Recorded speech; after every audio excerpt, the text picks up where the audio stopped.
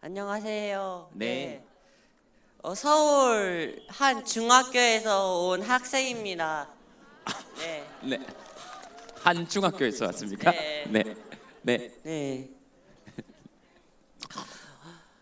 이제 중2가 돼가지고 교과서를 배우는데 이제 국정화 교과서 얘기가 나와가지고 진짜 제가 중2가 돼가지고 역사 교과서를 배우는데 그렇게 편파적이고 우평한데 그런 교과서를 배워야 되나 걱정이 되고 조금 심적으로 부담이 됩니다.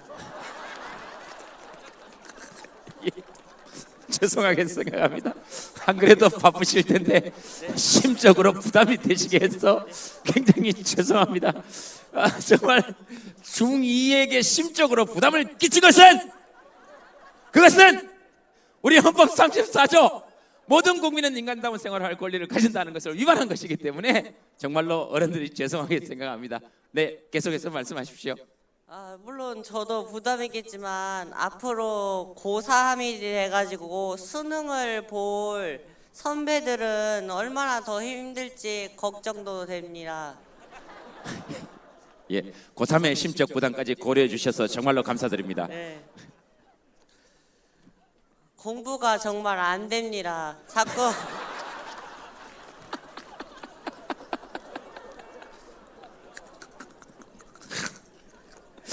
죄송하지만 한 가지만 좀 여쭤봐도 되겠습니까? 네. 혹시 하기 싫으신 건 아니십니까? 네, 하기도 싫습니다. 예, 뭐 충분히 그러실 수 있습니다. 이해합니다. 네, 우리 다 그랬습니다. 네, TV에서 연일 터져 나오는 여러 가지 사건과 그리고 이해할 수 없는 여러 공무원의 태도 그래가지고 이번 주 목요일은 우병우 청문회를 보다가 또 화가 나가지고 12시까지 계속 보고 있는데 저렇게 무관심한 태도로 국민을 우롱하는 자세로 이렇게 청문회에 임하는 것을 보면 제대로 해야지 왜 저렇게 해야 하나 저런다고 과연 자신의 죄가 덜퍼질 수 있는가 그런 의문이 듭니다.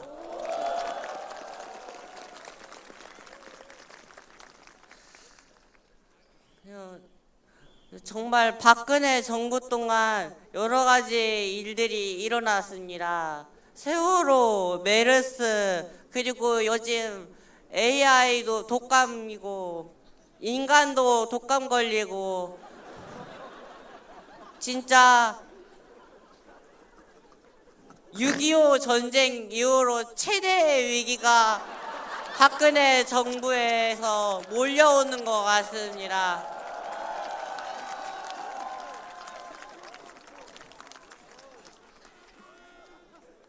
우리는 이 위기를 이기기 위해 온 국민이 하나가 되어 박근혜를 빨리 쫓아내고 우리 국민의 뜻에 입각한 정부를 세워서 빨리 나라가 평안해지고 학생들이 마음 놓고 국정화 교과서 대신 좀 더 바르게 된 교과서를 배우고 평화로워져서 뭔가 교육적으로도 행복한 나라가 되었으면 좋겠습니다. 이상입니다. 네, 감사합니다. 마이크 잠깐 들고 계시겠습니까? 이름 여쭤보면 안 되겠죠? 괜찮아요. 그렇습니까? 네. 이름이 어떻게 되십니까? 오정태요. 네. 정태 씨 이야기. 정태 씨, 정태군, 정태 어느 게 편하십니까? 아무거나 괜찮습니다. 그렇습니까? 너그러운 마음에 제 심적인 부담을 덜어주셔서 감사합니다. 정태 씨라고 하겠습니다. 민주공화국의 시민 동료니까. 제가 농담 반 진담 반 삼아 중학교 1학년이 되면 교육감 투표권 줘야 되지 않냐. 그건 정말로 그죠. 그렇고 고등학교 2학년이 되면 우리 대통령 투표권 주자 그랬는데 제 이야기보다 훨씬 더 우리가 어른이라고 할 자격이 있을까 싶을 정도로 아주 정확하게 핵심을 짚어내줘서 우리가 오히려 되게 많이 배우죠. 네, 정태 씨에게 진심으로 감사드리고요. 6.25 이후 최대의 위기라는 진단, 그 다음에 메르스, AI, 그러니까 조류도 독감이고 사람도 독감이다 하는 진단에 대해서는 정말 뭐라 그럴까요? 그 어떤 대선 후보에게도 들어보지 못했던 정확한 현장 진단이고, 그 다음에 또 대안을 제시하셨네요. 국민의 뜻이 받들어주는 정부를 2017년도에 수립해서 우리가 좀 마음 놓고 공부할 수 있는 시대를 열어나가야 되지 않겠냐 하는 말씀으로 받아들이면 되겠습니까? 네. 제가 또 뭐 빠뜨린 게 있습니까? 없습니다. 없습니까? 알겠습니다. 지금 정태 씨가 얘기한 것은 우리 헌법 제31조입니다. 모든 국민은 적법한 교육을 받을 권리가 있다. 교육의 권리이죠. 헌법 제31조였고요.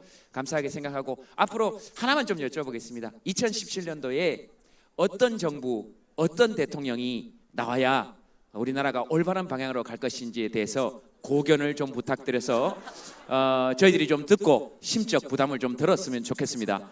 오늘 정태 씨 의견만으로도 저희들이 사실 심적 부담을 많이 들었는데 좀 높은 의견을 좀 구하고 싶어서 좀 부탁드리겠습니다. 네, 고견이라고 말하기엔 좀 민망하지만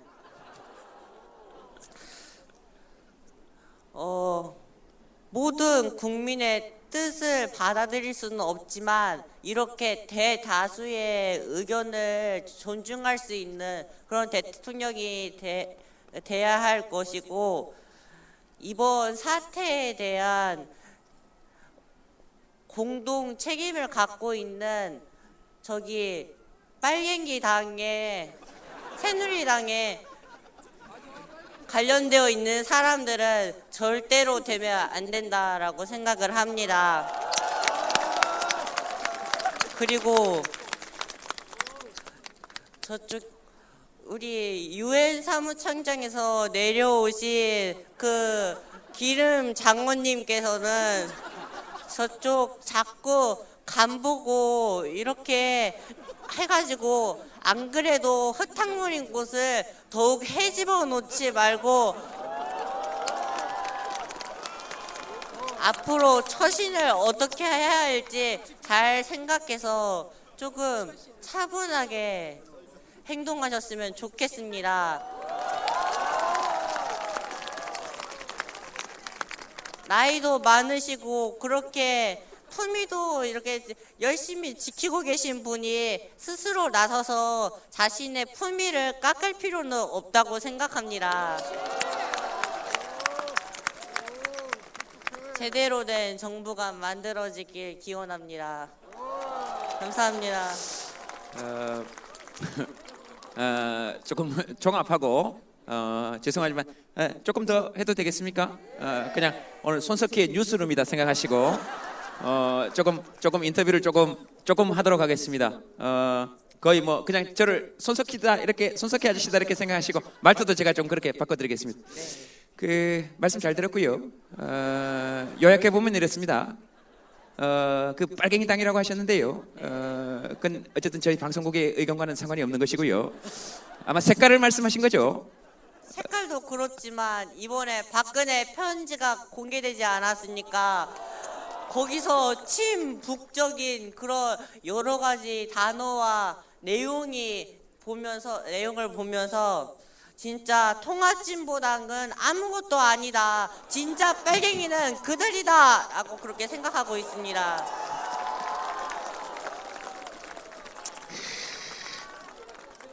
예.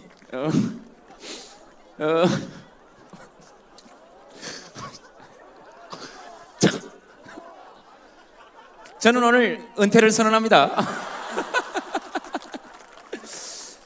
알겠습니다. 그 종합해 보면 내용이 이랬습니다.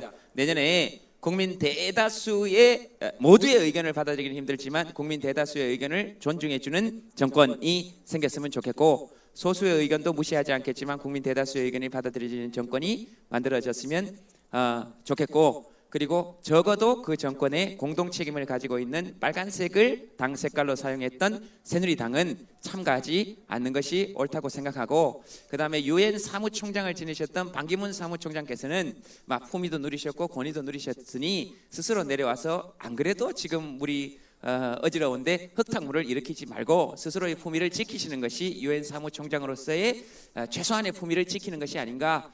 유엔 법에도 그렇게 나와 있으니까 그런 얘기로 받아들이면 되겠습니까? 네. 제가 정리가 됐습니까?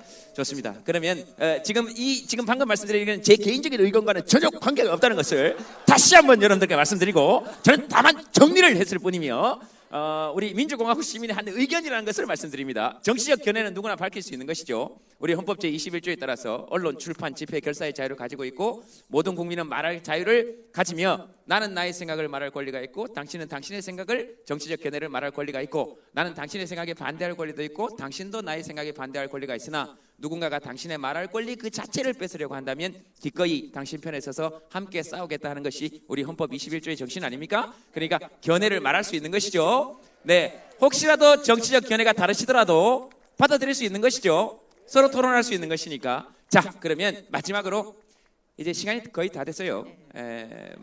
마지막으로 질문 하나만 드리겠습니다. 짧게 좀 부탁드릴게요. 그 야당 대선 후보들에 대해서도 간단한 평을 좀 부탁드리겠습니다. 네, 참 민감한 주제인데